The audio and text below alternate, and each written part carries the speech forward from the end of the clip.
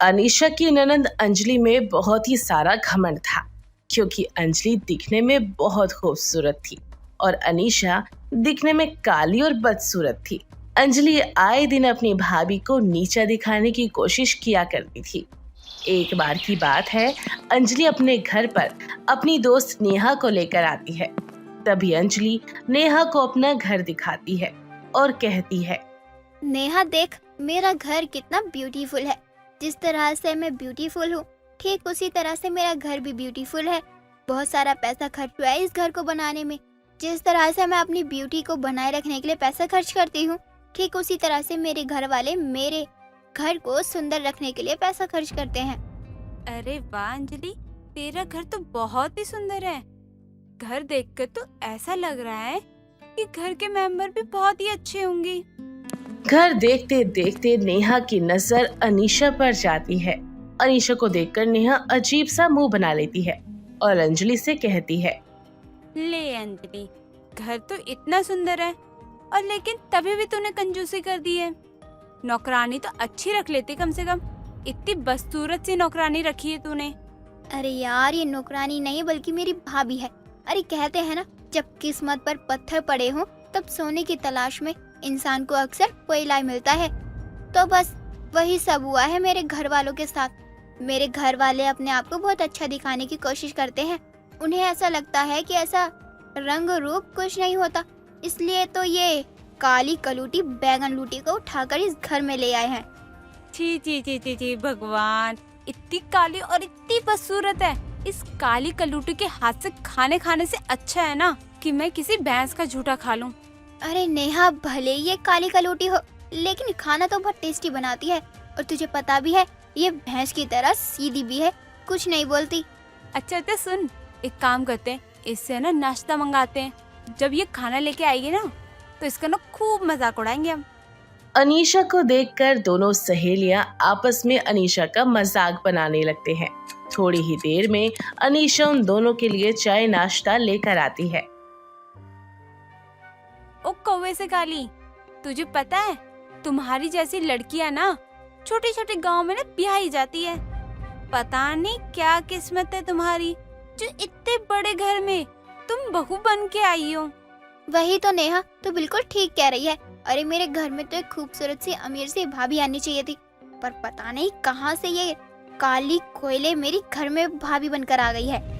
वैसे तो श्री कृष्ण जी भी काले थे, लेकिन लोग उन्हें अपने दिलों में रखते हैं। कहने को तो भोलेनाथ भी काले हैं, लेकिन लोग उनकी भक्ति में दिन रात लीन रहते हैं।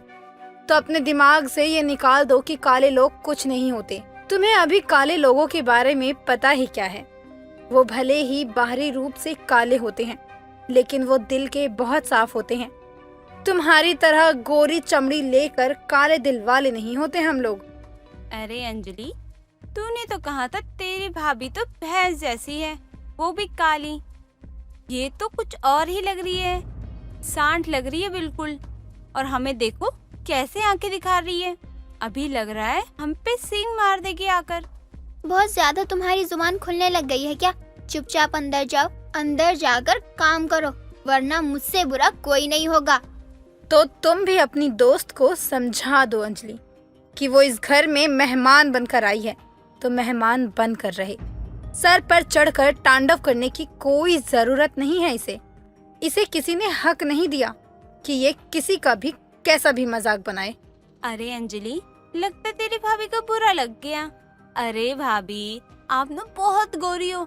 अरे आपकी स्किन कितनी ज्यादा ग्लो कर रही है, भैंस से भी ज्यादा।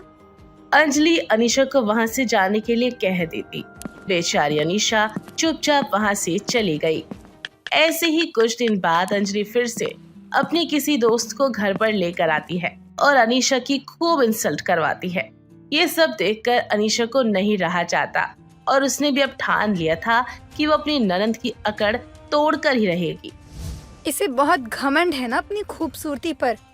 ठीक है, अब इसकी खूबसूरती ही खत्म करूंगी मैं, तब जाकर इसे समझ में आएगा कि किसी को परेशान करने का नतीजा होता क्या है। अनीशा बहुत ज्यादा परेशान हो चुकी थी, इसलिए वो अपनी ननंद का घमंड तोड़ना चाहती थी। इसलिए अनीशा बाहर से केमिकल वाले कुछ क्रीम्स लेकर आती है और क्रीम को अंजलि के ब्यूटी प्रोडक्ट में मिक्स कर देती है। कुछ ही दिन बाद जब अंजलि नहा धोकर अपना स्किन केयर करती है तो थोड़ी ही देर में उसकी स्किन जलने लगती है और वो बहुत जोर से चिल्लाने लगती है। मम्मी कहाँ हो तुम? जल्दी आओ, मेरी स्किन बहुत जल रही है मम्मी, जल्दी आओ, मेरी जान निकल रही है। ऐसा कहकर अंजलि बहुत ही ज्यादा चिल्लाने लगती है कि तभी वहाँ पर अंजलि की माँ कविता आती है और वो अपनी बेटी को इस तरह चिल्लाता देखकर घबरा ही जाती है। जिसके बाद कविता और अनीशा दोनों अंजलि को एक स्किन डॉक्टर के पास लेकर जाते हैं, जहाँ स्किन डॉक्टर अंजलि का चेकअप करते हैं और स्किन पर ठंडी क्रीम लगाने के बाद कहते हैं, अंजलि, आपकी स्किन तो पूरी तरह डैमेज हो चुकी है। लगता है आपने बहुत ज़्यादा ही केमिकल वाले प्रोडक्ट यूज़ किए हैं, तभी आपकी स्किन का ये हाल हो चुका है। खैर, फिलहाल के लिए मैं आपको कुछ दवाइयाँ दे देता हूँ और उम्मीद करता हूँ कि इन दवाई से आपकी स्किन जरूर ठीक होगी, लेकिन अभी के लिए मैं इस पर कुछ नहीं कह सकता। मम्मी मेरे साथ ऐसा क्यों हो रहा है मम्मी? आखिर मैंने किसी का क्या बिगाड़ा था? अब मुझे देखकर हर कोई मेरा मजाक उड़ाएगा। मम्मी मेरी स्किन पूरी तरह से खराब हो चुकी है। बेटा, रोने से कुछ नहीं होगा, और वैसे भी कहीं ना कहीं ये जो कुछ भी हुआ है ना, वो तेरे घमंड का ही नतीजा है। तो हमेशा अपनी भाभी का मजाक बनाती थी, तो देख आज तेरा चेहरा पूरी तरह खराब हो चुका है। बेटा, हमें कभी भी अपनी खूबसूरती का घमंड नहीं करना चाहिए। माँ जी, ये सही वक्त नहीं है अंजलि को कुछ कहने का। इस बारे में हम घर जाकर बात कर लेंगे। जिस चेहरे पर अंजलि को बहुत ज्यादा घमंड था, अब वो चेहरा खराब हो चुका था। कविता और अनीशा दोनों अंजलि को घर पर लेकर आ जाते हैं। घर आने के बाद पूरे घर में मासूमियत छा जाती है। अंजलि एक कमरे में उदास पड़ी हुई थी। अंजलि को इस तरह देखकर अनीशा को बिल्कुल भी अच्छा नहीं लग रहा था। हे भगवान, मैंने अंजलि के साथ बिल्कुल भी अच्छा नहीं किया। हाँ, मैं इसका घमंड तोड़ना चाहती थी, पर मुझे नहीं पता था कि इस बदले की भावना में अंजलि का चेहरा इस तरह खराब हो जाएगा। अब मुझे इसका चेहरा कैसे भी करके ठीक करना होगा, वरना इस बेचारी की पूरी लाइफ खराब हो जाएगी। एक लड़की की असली पहचान उसके चेहरे से ही होती है। इस तरह अनीशा को अपने किए पर बहुत ही पछतावा होता है।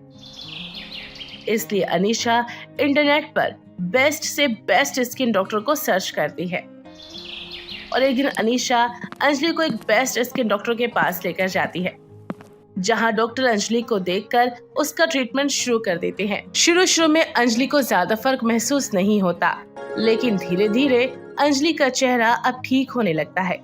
ये सब देखकर अंजलि को बहुत ही खुशी होती है और वह अपनी भाभी से कहती है, भाभी मुझे माफ करना, मैंने तुम्हें बहुत भला बुरा कहा, पर आज तुम्हारी वजह से ही मेरा चेहरा पहले से बहुत ठीक हुआ है।